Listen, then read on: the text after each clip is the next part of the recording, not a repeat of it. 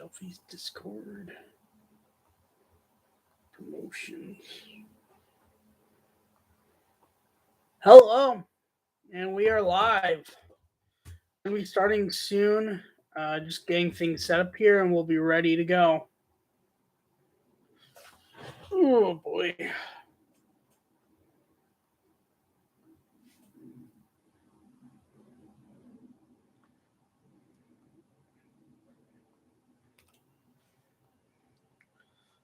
Let's see.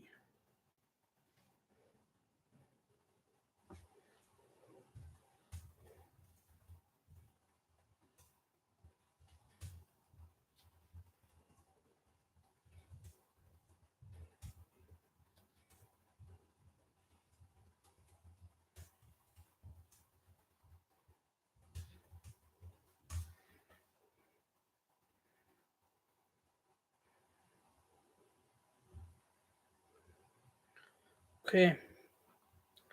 Setting things up. And we'll be ready to go. 45th episode. Crazy to be saying.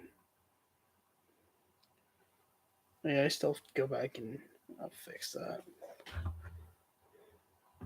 Actually. Wow. Change that.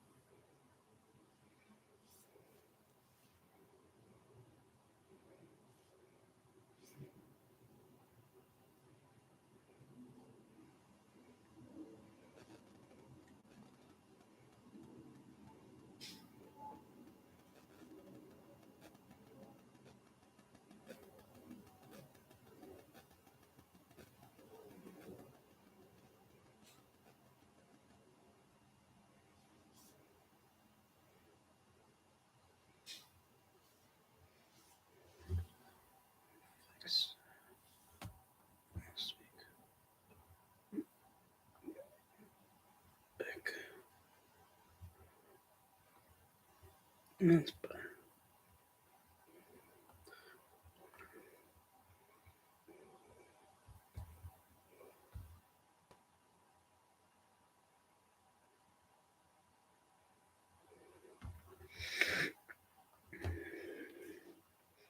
Well, I just saw something on Twitter that's like kind of whack.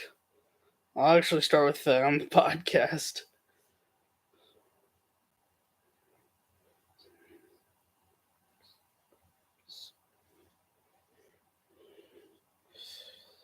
Oh boy.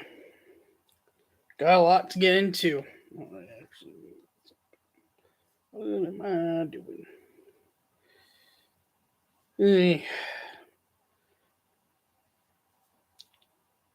Up. That's it. Go here. Record now. Okay. We are ready to go. Let's begin.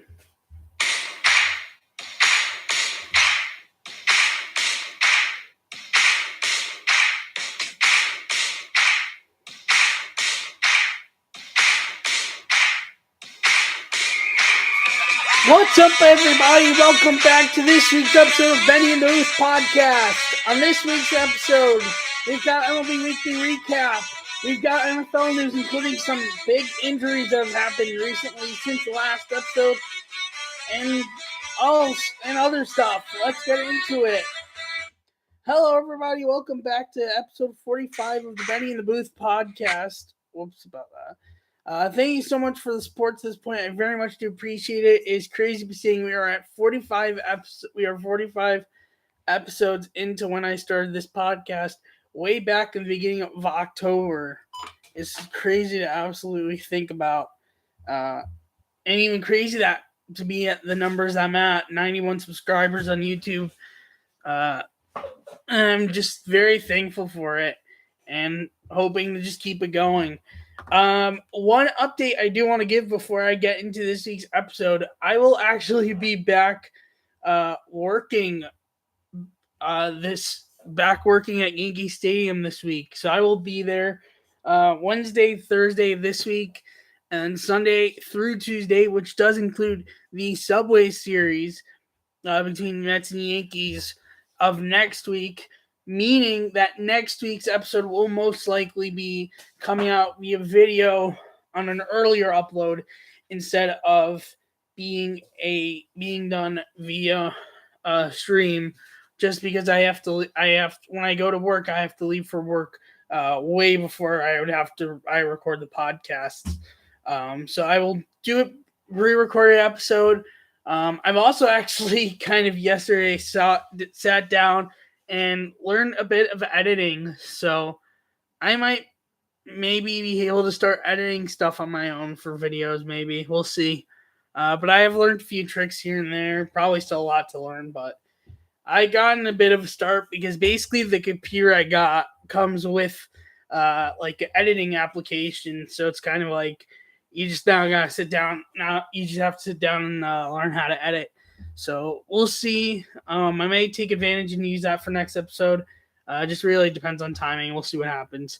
But either way, that's pretty much the story. Before we get into weekly stuff, something just interesting popped up. I forget when this was, but there was a game between the Diamondbacks and the Pirates in Arizona. And a guy, I think, hit a triple, either got a double on stealing or something. And for some reason, he had his phone in his pocket. And it came out while he was trying to slide into third base. And he didn't realize until the third base umpire told him that your phone dropped out of your pocket. He's like, oh. It just came out. I don't know what to think of it. I mean, I guess really you're not supposed to have a phone when you're trying to hit and run in field. But he's getting a 1-game suspension and a fine.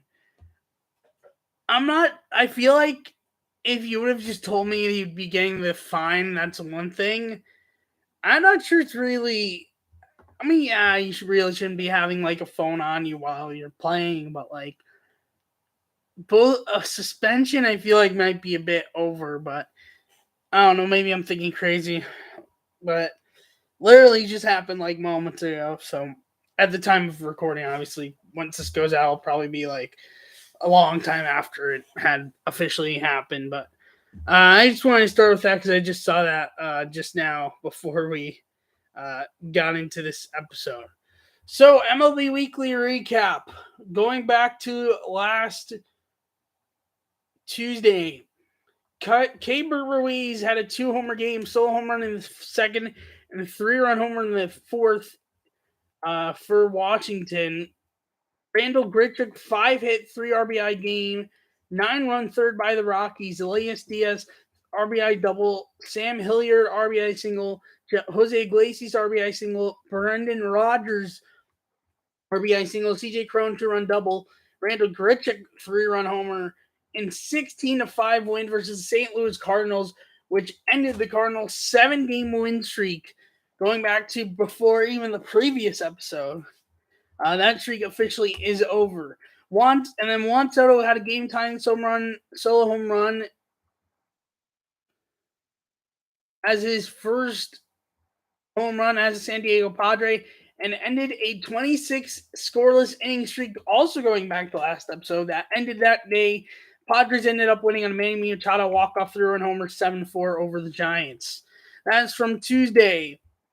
Last Wednesday, 4-run seventh by the Cubs. Nico Horner solo home run. Nick Madrigal's game-tying RBI single. Rafael Ortega grounding go-ahead sac fly.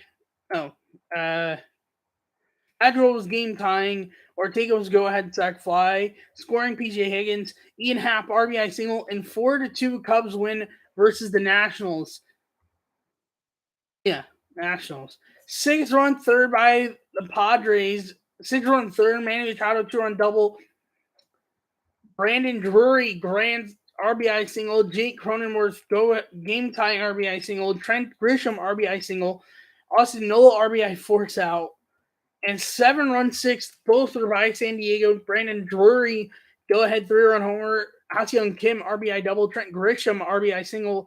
Austin Nola 2-run homer in 13-7 win versus San Francisco. 5-run 10th by Texas. Marcus Semien go ahead sac fly, scoring Ezekiel Duran. Corey Seager RBI single. Leody Taveras bases clearing double. An 8-4 win versus the Astros. 5-run first by the Cardinals. Nolan Arenado RBI double. Albert Pujols RBI single. Tyler O'Neill RBI double. Paul DeYoung RBI single. Lars Nootbaar sac fly, scoring Tyler O'Neill. A 9-5 win versus Rockies.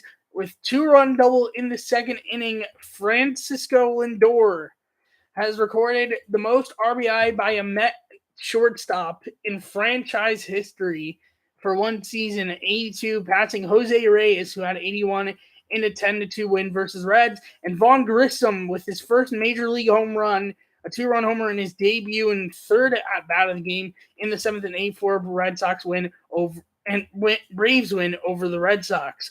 That's from last Wednesday. Last Thursday, 3-run first, all with 2 outs by the Cubs. Oh, yeah, Field of Dreams game. Let's get into basically what happened. I just realized that what I first wrote was Field of Dreams game. So the pitching matchup ended up being, as I said before, Nick Lodolo versus Drew Smyly. Two teams are on non-competing terms. I have to admit, they did pretty good. Joey Votto was an very interesting interview, and if you find it, I would definitely recommend listening to it.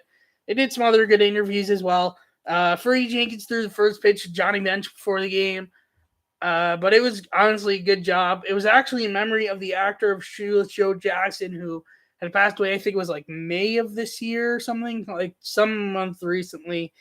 So rest in peace to that actor. But in the game itself, the Cubs took advantage of a Patrick Wisdom hit by a pitch to get 3 runs. Seiya Suzuki RBI double immediately following the hit by a pitch, followed by Nico Horner RBI double, followed by Ian Happ RBI double. Horner RBI single, Happ RBI double. 4 straight hits for the Cubs. 4 straight Cubs getting on base. 3 straight hits in a 4-2 Cubs win over the Reds in the Field of Dreams game in Iowa. Drew Smyly was shutting down the Reds lineup completely. The Cubs also added in a run on a RBI single. I forget who it was but later on in the game, Drew Smyly went 5 innings, giving up 4 hits, 0 runs, 2 walks, 9 strikeouts, which was a season high for him, and he got the win in this game. The Reds got 2 runs late on 2-run double by Matt Reynolds, but it was not enough as Rowan Wick shut the door in the 9th for the Cubs to win. And now two different Chicago teams have won both Field of Dreams games, but sadly there won't be another one for a few more years because they are doing some work there at the site. So probably won't be till at least 2024 at least. It could be even longer than that, but that's in at least 2024. We'll see what happens. 6-run 7th by the Rockies. Charlie Blackmon go-ahead RBI single. Jose Iglesias RBI single. Brendan Rodgers 3-run homer. Brian McMahon solo home run. An 8-6 win versus the Cardinals. And 7-run 7th Alec Thomas RBI ground out. Emmanuel Rivera 2-run double. Dalton Varsho bases clearing 3-run double. Dick McCarthy RBI ground out. A 9-3 win versus the Pirates. That's from last Thursday. The news that broke just before Shabbos for Jews or for non-Jews, it broke around I think it was 7 o'clock Eastern. Though it was apparently known way back in March, but they decided to wait till he would be officially back to announce this. Fernando Tatis Jr. has been suspended for 80 games, including the postseason and including the World Baseball Classic, which would have been a huge piece for DR.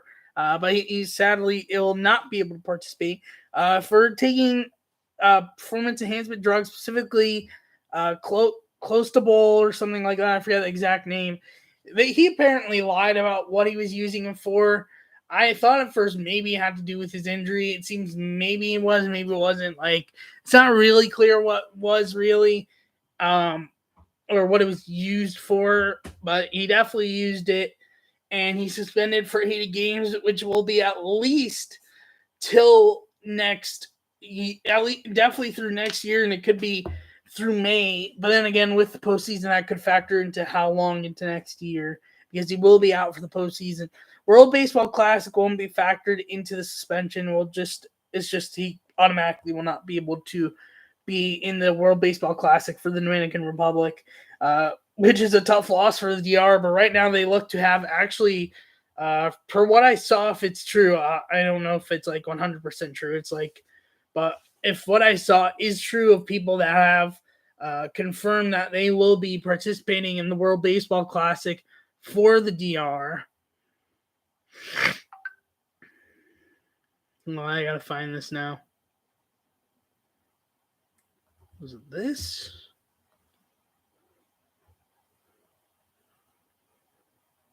Yeah. Right now, per this person I saw, Sandy Alcantara is going to be a part of the Dominican. Vlad Jr. will be a part of the team. Jose Ramirez, Manny Machado, Rafael Devers, Juan Soto, Emmanuel Clase, and Genesis Cabrera are apparently confirmed to be a part of the Dominican team. Machado will be a return. He was there in 17, big part of their team in 17. Pretty much everyone else is new to the to the Dominican team. But right now they look to be having a pretty solid team. But that's not the full roster. There will definitely be way more players joining the Dominican Republic team. But anyways, Tatis will not be involved. And this got me thinking, with him being suspended and with the injuries he's taken since, because pretty much since he got called up, he's had full 19, 2020, which wasn't really a full season. It was 60 games plus 6 postseason games. Yeah, because they got swept in the NLDS and they won the wild card series in 3. So yeah, 6 postseason games, a bit of 2021, and nothing of 2022. Maybe this James Shields trade that got Fernando Tatis Jr. to San Diego is not as lopsided as we thought. Maybe it's a lose-lose, or even you could say it's more of a lose part on San Diego with how much he's not been able to play more recently. Then again, I mean, yeah, Shields sucked for the White Sox, and I'm definitely more than willing to admit that. I know he definitely sucked for them. But on the other hand, like, Tatis has been hardly playing for the last 2 years. So, like, in a way, and they just gave him the contract last year. So, in a way, maybe there could be more of a lose-lose, if not lose towards the Padres and the White Sox laughing. So, I don't know. Let me know your thoughts, if your thoughts about that trade changed or not. I want to hear if anyone else has that point now, with this suspension now known. But anyways, either way, also from Friday, 7-run fifth by the Padres, Manny Machado 2-run double, Jake Cronenworth RBI fielder's choice, Trent Grisham 3-run homer, Juan Soto RBI single. In 10-5, Padres win versus the Nationals. Juan Soto, it was his return to DC for the first time since the trade, had a double, a single, and an RBI, and scored. 5-run third by the Guardians, Ahmed Rosario, 2-run single, Jose Ramirez sac fly, Josh Naylor, 2-run homer, an 8-0 win versus Toronto. They only lost one player. Like I said, I think last episode, they only have one player lost for that series. And in a way, it was not that much damaging because they won the series in the end. 5-run seventh by the Dodgers, Trey Turner 2-run single, Freddie Freeman RBI double, Trey Turner scored on a wild pitch, Justin Turner RBI sac fly, an 8-0 win versus the Royals. 6-run fifth by the Astros, Yuli Gurriel RBI single, Kyle Tucker go-ahead grand slam home run, Jeremy Pena RBI double in 7-5 win versus Oakland. And after 863 minor league baseball games, Winton Bernard made his major league debut, got a single for first hit, and scored in the 7th inning in a 5-3 win versus Colorado Rockies for Colorado versus Arizona. Last Saturday, Joey Votto played in his 1,988th game which ties Larry Walker. Now he's officially passed with Sunday. For most by Canadian-born player in MLB history in the 7-2 loss to the Cubs. 5-run first by the Dodgers. Mookie Betts leadoff home run on the 5th pitch of the game. Max Muncy RBI single. Justin Turner RBI single. Gavin Lux RBI single. Muncy scoring on a wild pitch in a 13-3 win versus the Royals. With save and a 1-0 win versus the Phillies, Edwin Diaz now has 200 career saves. And that for his career. Jesus Aguilar had a 2-homer day, one in each game of a doubleheader. Game 1 had a 2-run homer in the 4th. Game 2 had a solo home run in the 6th. They lost both games, though, the Marlins, 5-2 and 6-2 to the Braves. And Yadiel Hernandez, 2-run homer, and Joey Meneses, solo home run, went back-to-back in a 4-3 Nationals win versus the Padres. Nelson Cruz gets 2,000th career hit via single in the 8th inning of that game as well. And then Sunday, the Dodgers had a 12-game winning streak going in, and they lost it. Not just lost it, they lost it badly, as they lost it on a 4-0 shutout thanks to the Kansas City Royals, which, I mean, like, it's one thing if you were to tell me, like, they would have been shut out by the Blue Jays or the Giants or, like, a legitimate contender, but the Royals shutting you out on a 12-game winning streak, that's embarrassing. I don't care if you're the first team to 80 games. I don't care if there's possibility maybe they could catch the 0-1 Mariners. That's bad. Like, I could excuse if it was to the Cardinals, or if it was to the Mets, or like some sort of contender. But the Royals, who are not anywhere near contention, they're 4th place in the AL Central. Aside from it being an interleague, that's bad. Not saying it's going to be like cost you the season bad, but like that's not a good sign. Then again, they got even worse news yesterday, if not today. Walker Buehler's going to be out for the season, which hurts them with their own pitching staff. Moving on, anyways. Yan Gomes, game time 2-run homer, and Christopher Morel, go-ahead solo home run, went back-to-back in the 4th inning, an 8-5 loss to the Reds. Drew Asmussen took a perfect game into the 9th, broken on a leadoff double by Jorge Mateo in a Rays 4-1 win versus Baltimore Orioles. And Albert Pujols had a 2-homer game, solo home run in the 2nd, 3-run homer in the 8th to get him to 689 career home runs in a 6-3 win over Milwaukee. Now you can make a legitimate case. Now, I think if you want to make a legitimate case, he has to start playing more games. But now he has a legitimate case to get 700. I mean, he's only 11 home runs now after that 2-homer game. He has a legitimate case. I think he's got to start playing more games in order to be able to do it. But if they play more games, I think he could pull it off this year. And there were doubts earlier. Now, maybe not. He might be able to. The home run derby might have helped him, which not every player can say that. And then from yesterday, the Rangers fired manager Chris Woodward and Tony Beasley, their former third base coaches, and the interim manager. And they actually won yesterday in his first game as manager. First win as manager. Ian Happ, 2-homer game, solo home run in the 1st and solo home run in the 5th in a 5-4 loss versus the Nationals. 8-run 6th by Atlanta. Michael Harris, the 2nd RBI single. Ronald Acuna Jr. RBI double. Dansby Swanson 2-run single.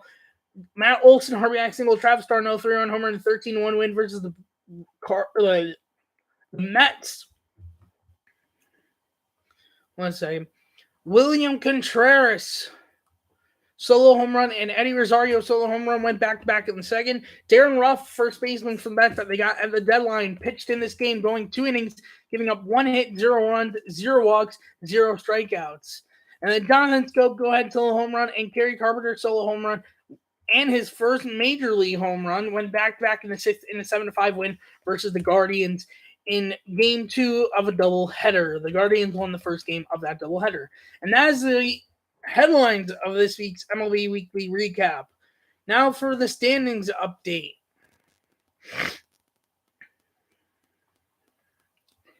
For the AL East, the Yankees are still in first place, 72-44, ending on a 2-game losing streak. But now the teams behind them are starting to catch up a bit. It's definitely a bit of concern, especially since they got shut out. But I don't think it's full concern really, because they're still double digits ahead. if it starts to get single digits, then I think you can start thinking about concern for the Yankees. But right now, I think they'll be okay. Rays in second place. They flopped with the Blue Jays. They're now in second place. 61-53, ending on a 3-game win streak. 10 games back in the Yankees. Wild card team in the American League. No games ahead. Just flat out a wild card team.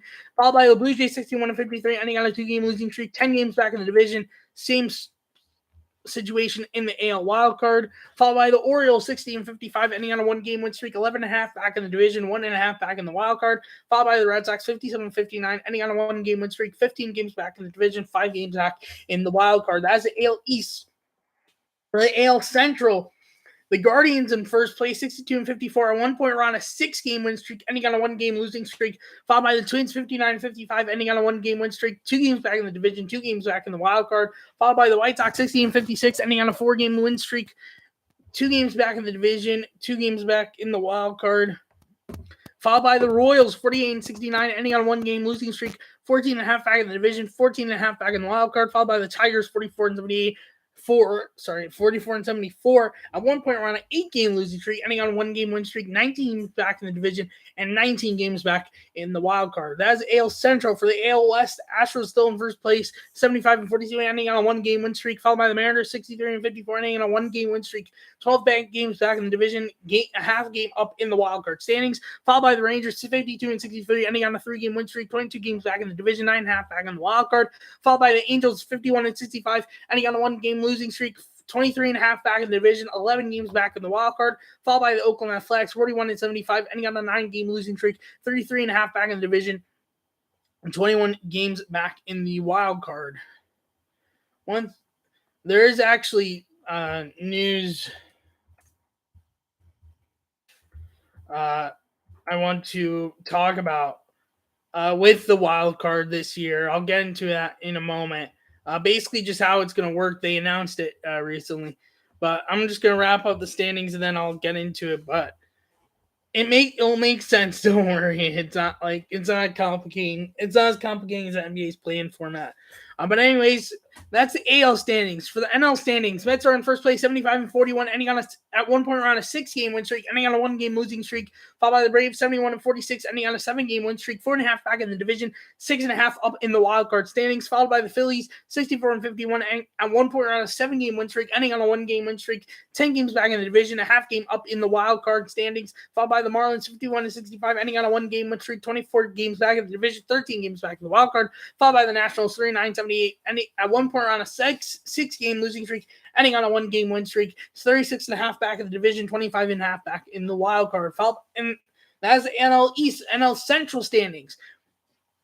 Cardinals in first place, 63-50 at 1 point around a 7-game win streak, ending on a 1-game win streak, followed by the Brewers 61-53, ending on a 2-game losing streak, 2 games back in the division, 2 games back in the wild card, followed by the Cubs 47-67, ending on a 2-game losing streak, 16 games back in the division, 16 games back in the wild card, followed by the Reds 45-69, at 1 point around a 5-game losing streak, ending on a 1-game losing streak, 18 games back in the division, 18 games back in the wild card, followed by the Pirates 45-70, ending on a 4-game losing streak, 18.5 back in the division, 18.5 back in the wild card. That is the NL Central standings. In the NL West standings, Dodgers in first place, 80-34, ending at 1 point around a 12-game win streak, ending on a 1-game win streak, followed by the Padres 65-53, ending on at 1 point around a 5-game losing streak, ending on a 1-game losing streak, 17 games back in the division, wildcard team as of right now, followed by the Giants 50-57, ending on a 4-game win streak, 22.5 back in the division, 5.5 back in the wildcard, followed by the Diamondbacks 53-62, ending on a 1-game losing streak, 27.5 back in the division,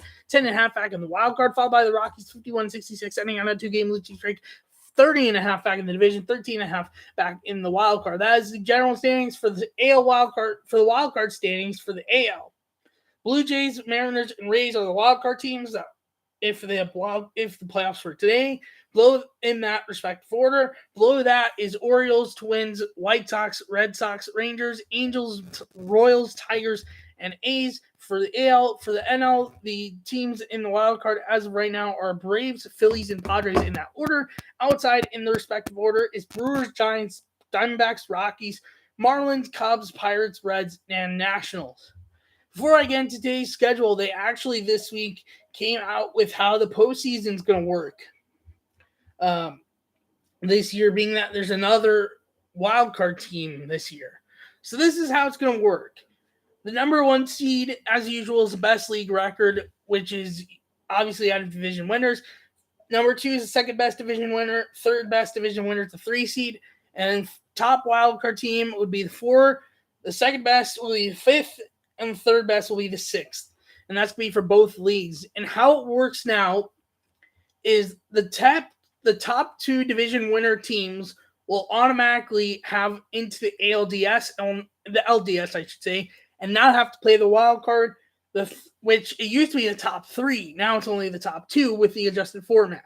And now with the adjusted format, the third best division winner and the worst wild card team of the 3 teams that make the wild card will play each other in the wild card.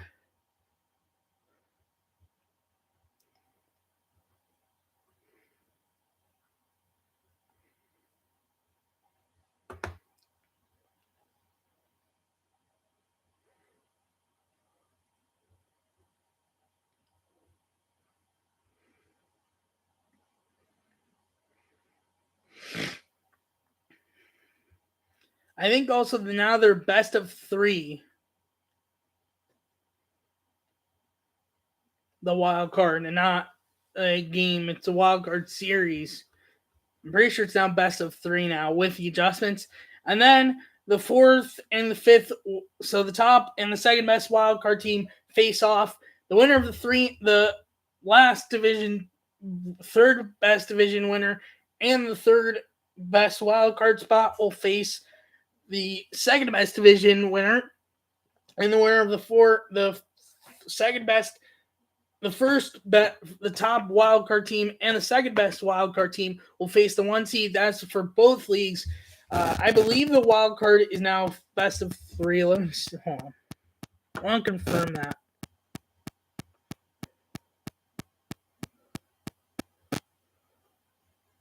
Yeah, it's best of 3. So basically, first to win 2 games, which is basically what is the format for 2020, will win the wild card series, and then they move on to respectively.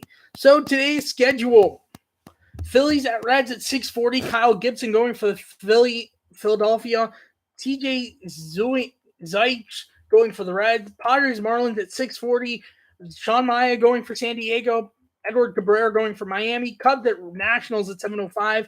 Justin Steele going for Chicago. Patrick Gorman going for Washington.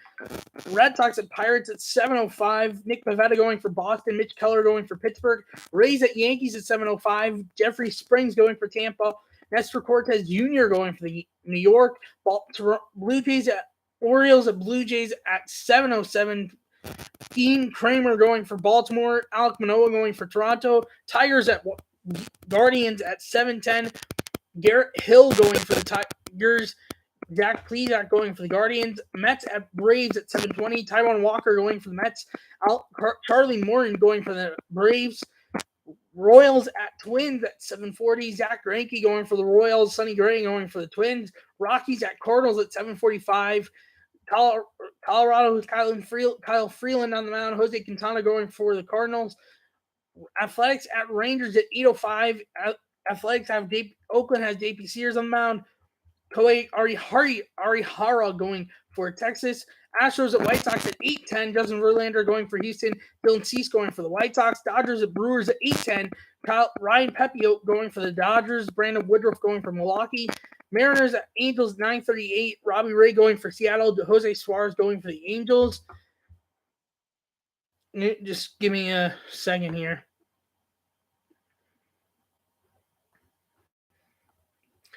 And then Diamondbacks at Giants 9:45. Merrill Kelly going for the Diamondbacks.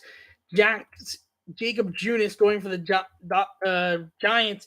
And that is today's schedule for MLB. And that is MLB part of the recap. One thing outside of the one thing from the NFL, there's also injuries with the Browns that happened recently. Another injuries too. But Philly has traded wide receiver J.J. Arcega-Whiteside to Seattle for nickel corner Ugo Amadi. I honestly didn't even know about Ugo Amadi before that. We'll see what happens with that trade. But the Browns just kind of got big time screwed recently with their offensive line.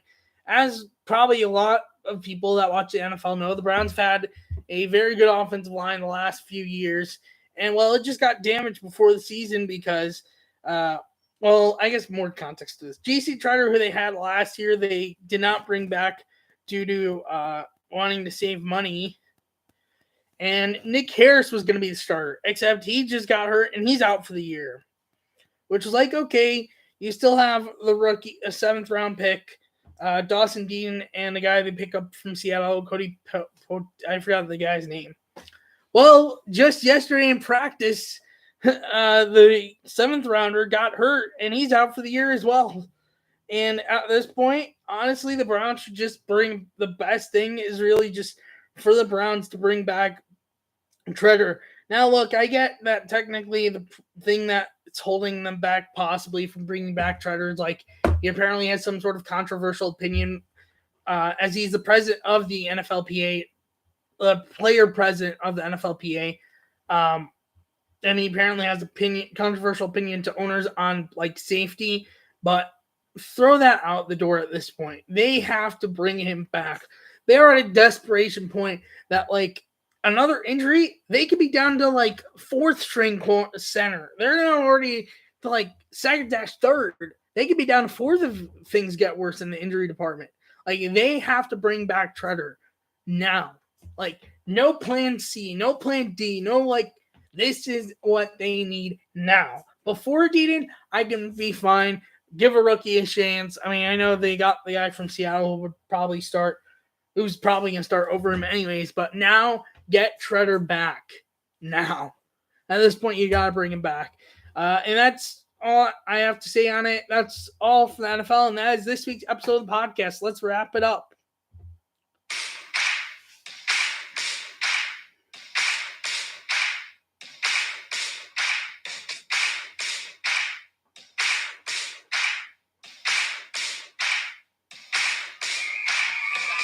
Thank you so much for watching this week's episode of Benny the Booth Podcast. On next week's episode, there will be MLB Weekly Recap, NFL news if there's any, and if there's any NBA news, there will be NBA news, and anything else that pops up between now and then, that too. Thank you so much for watching. If you are new here, subscribe on YouTube, subscribe down below, and leave a notification bell on so you're notified when I go live or post video. If you're listening via audio, follow me on there.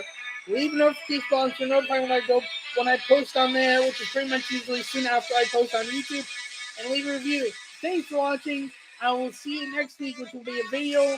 The week after that, we'll hopefully be back to streaming. But either way, see you then. Bye-bye.